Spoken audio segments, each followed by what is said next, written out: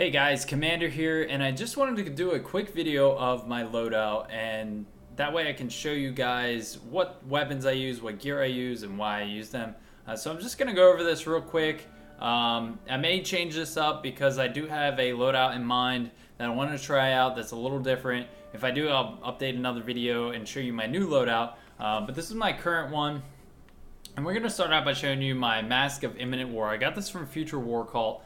And I had my eye on this since before the expansion. Basically what it does is it gives me intellect and discipline, and you'll notice this whole thing is an intellect and discipline build.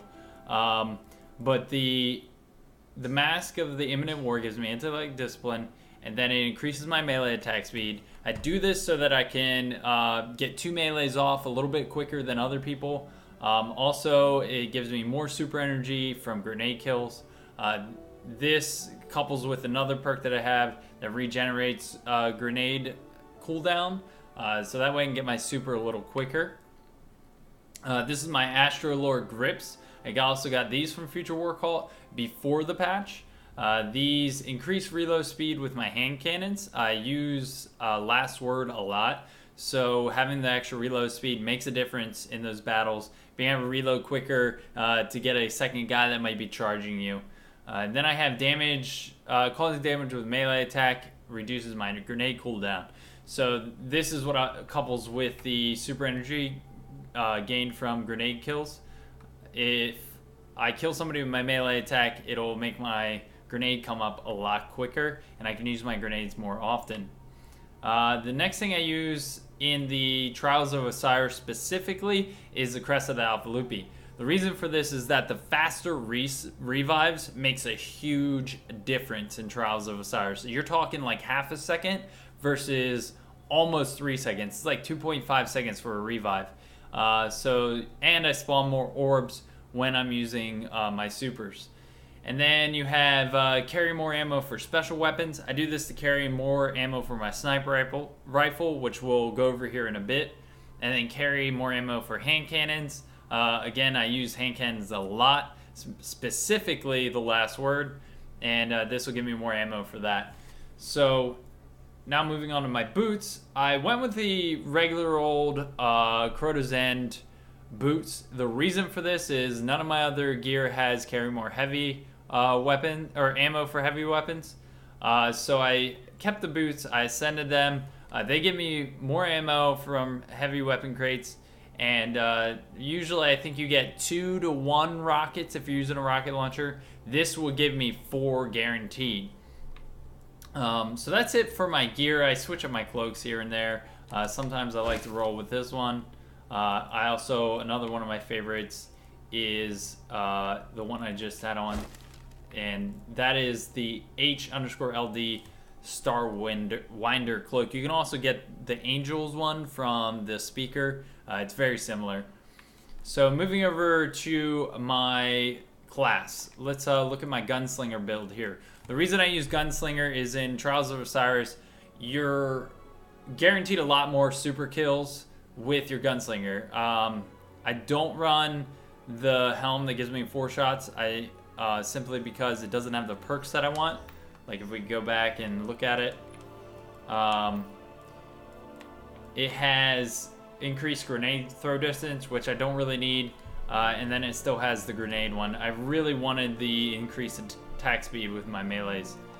But yeah, how I have my golden gun set up is swarm grenades. Now this is a little bit of a secret I have, and I try not to let it out, but the swarm grenades recharge your super when being paired with the helmet I have a lot quicker, so I go with the swarm grenades. And then I do the triple jump. That's the easiest to control, the most maneuverable jump, and the highest jump, farthest jump, so I go with that one. You can always do double jump with it if you'd like. With my golden gun, I go Deadeye. This increases the hitbox when shooting your golden gun, giving you a more guaranteed kill. I don't run combustion because it almost never kills guardians, with combustion anyway. And I don't do golden gun up more often because it really doesn't change it that much. The Deadeye is way more useful than those 2 perks. As far as my throwing knife, I go with Incendiary Blades. This is to throw enemies. The dot keeps their shields from coming back up, It allows you to chase them a little bit if they're running, or if it might take them down and end up killing them. It's better than Knife Juggler, where immediately resets your cooldown, unless you're going to be throwing a ton of knives. And then killing an enemy with a throwing knife. You almost never throw a throwing knife while you're in Golden Gun. Why would you? Why would you throw a throwing knife outside of PvE in order to decrease the length of time your Golden Gun is going to last? Now, for my perks, I usually try to stack armor in the armor and recovery is usually what I try to stack. So out of these two here, I'm most likely going to run my perks like this with maxed out armor and recovery. So now as far as the scavenger or the keyhole or the gunslinger's trance, this is kind of up to you. Now, picking up ammo reduces the cooldown of grenades and throwing knife. The reason I use scavenger is because it allows me to use my grenades more. This allows me to use my super more. So it kind of is a double stack there. You can use keyhole, but from what I've seen, you almost never get 2 guardians to line up. And I've probably only killed 2 guardians at a time with keyhole once. And then you have gunslinger's trance, which can be really good if you're running like a last word or another hand cannon that is a bit slower, like Thorn. But again, maybe when I start using my scout rifles, this might be a little bit more handy. I might trade that up, but we'll see. But I prefer this just simply because my grenades come up a lot quicker. And then for the last column here, we've got Chain of Woe, Over the Horizon, or Gambler's Dagger. Now, I don't use Chain of Woe, even though it increases my reload speed, because Over the Horizon actually increases the hitbox of the head of a guardian. It makes it easier for you to hit guardians, and it increases the amount of damage it does from across the map. I've actually shot a guardian that had shields with Golden Gun really far across the map, and it didn't kill them. I've seen it.